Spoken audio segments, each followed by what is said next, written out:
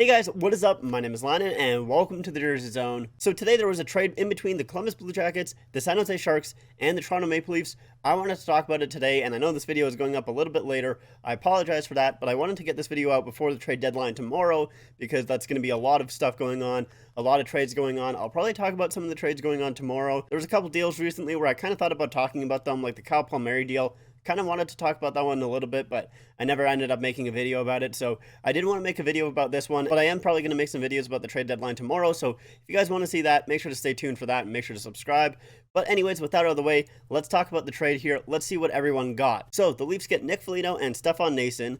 The Columbus Blue Jackets get a 2021 first-round pick, as well as a 2022 fourth-round pick, and the Sharks get a 2021 fourth-round pick. Now, there is some salary retained in that as well. I believe both the Columbus Blue Jackets and the San Jose Sharks are retaining 25% of Nick Foligno's salary. If I'm not mistaken, I'm pretty sure that's the case of what I saw on Cap Friendly. But with all that being said, that might be a little bit more than what you want to spend on Nick Foligno because, Stefan Noesen, from what I've seen, I don't really know a lot about him, to be honest, but just from what I've seen and looking at his stats and stuff, it looks like he's probably just going to be an AHL/taxi squad guy. So he's probably not really going to play unless someone gets injured on the Leafs. But he has had some NHL experience, so that's pretty good. But with Nick Foligno, you're not really getting the Nick Foligno of like 4 years ago. He's a lot older now. He only has 7 goals and 9 assists for 16 points in 42 games this year. So he's probably not going to score a whole lot with the Leafs here, but that's really, I don't think, what they need him for or what they are getting him for. I think what they're getting him for is that leadership he can bring to the team and that grittiness that he can bring. He throws big hits, he fights, he does all of that kind of stuff. And that's really what I think the Leafs are bringing to the team here. And yeah, you probably overpaid for Nick Foligno a little bit here. You probably don't want to give up a first and 2 fourth-round picks for that.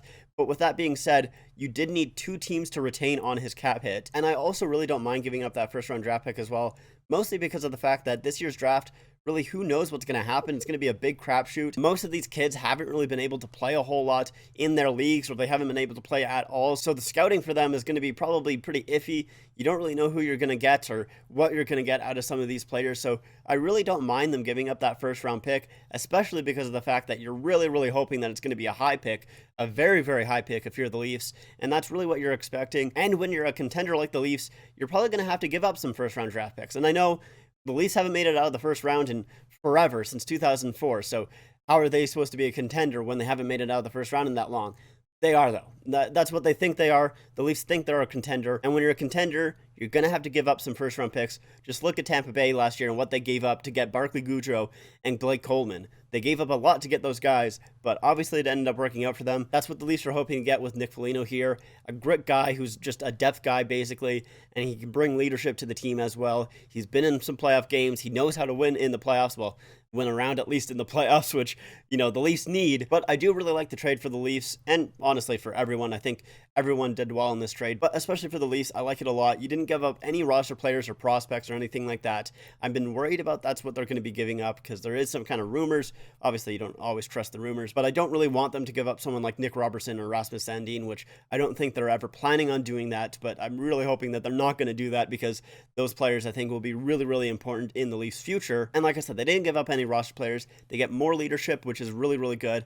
They already brought in Joe Thornton and Wayne Simmons for that leadership. I don't mind them bringing in more. I don't really think you can ever have too much leadership in the room, so I really like that a lot. Wait. Okay, so as I was uploading this video, the Leafs made another trade here. So they get David Rittich for a 2022 third-round pick, and Chris Johnson tweeted out that 50% of this salary will be retained by the Calgary Flames. So this is another trade that I think is a really good trade for the Leafs. Now, I'm interested about this one a lot because Anderson has been injured for a while, and they haven't really told us when he's going to come back. I think they mentioned that he was going to come back before the playoffs, but with this trade here, I don't know if that's true because I don't really think you're getting David Rittich to be your third-string goaltender. I think you get David Rittich to be your backup. And honestly, if that's the case, if Freddie Anderson is out and you have to go with Campbell and David Rittich, I don't mind that. I think David Rittich is a decent goaltender. He can be a little bit hot-headed sometimes for sure.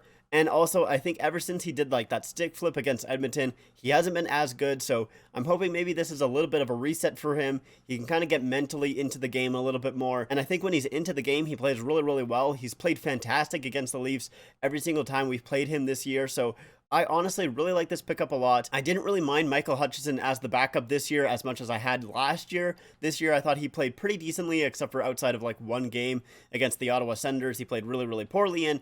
outside of that game, I think he did pretty well, honestly. But like I said, if Freddie's hurt and he's not coming back for the playoffs, I like this pickup a lot. And even if Freddie's not hurt and he comes back for the playoffs, I still think it's a good idea, especially because of the fact that Campbell has also been injured this year as well. So if both Freddie and Campbell get hurt in the playoffs, it's going to be really tough to go with Michael Hutchinson. I know that's what Colorado did last year, and they almost beat Dallas with Michael Hutchinson in net. They didn't end up pulling it off. I think it's a really good idea to get David Rittich here. I like this trade a lot. I really like what the Leafs have done so far. Like I said, you're picking up some depth guys for picks, and that's great. I think that's always a good move, especially when you're hoping that you're going into a deep playoff run. I think these are fantastic moves for the Leafs. I really like it a lot. That's my opinion on the deals.